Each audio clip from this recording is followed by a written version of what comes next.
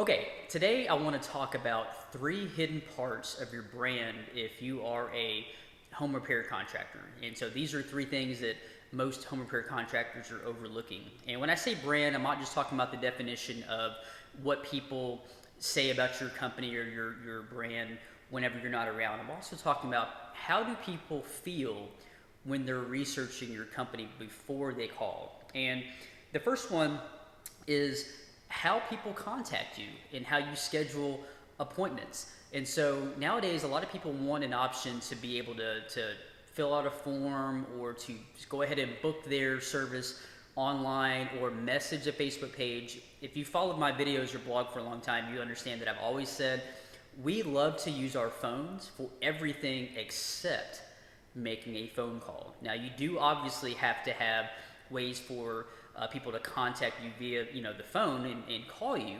but also think about different ways that your company can receive an inquiry, because a lot of people, again, they're busy, they just want to reach out for that first touch. And so you need to make sure that someone is monitoring your Facebook messages, someone is monitoring the info at email that you have.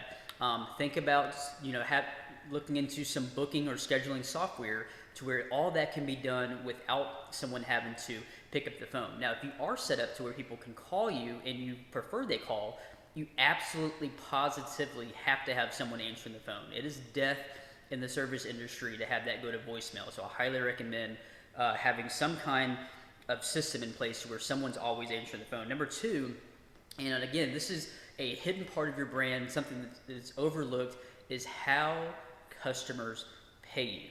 I have an incredible lawn fertilization company that helps with my yard, and I can only, they leave an invoice on the doorstep, and I have to physically write a check and go to the post office and mail it to them, when I would prefer to be able to, they have my credit card and they just bill me right there, or I can go online. So think about these things. Again, this is a complement to some things you're already doing. You may still accept checks, and that's fine, that's great. You may still accept cash, and that's great. But also think about clients who are, they have everything through their debit card or their credit card or pay online. Again, the less friction, the less steps someone has to take to pay you, the better. And yes, I get the transaction fees and all that. That's a cost of business. Figure that into your pricing. Again, we're all about how do we make people feel about our company to use us over again and to refer us over again.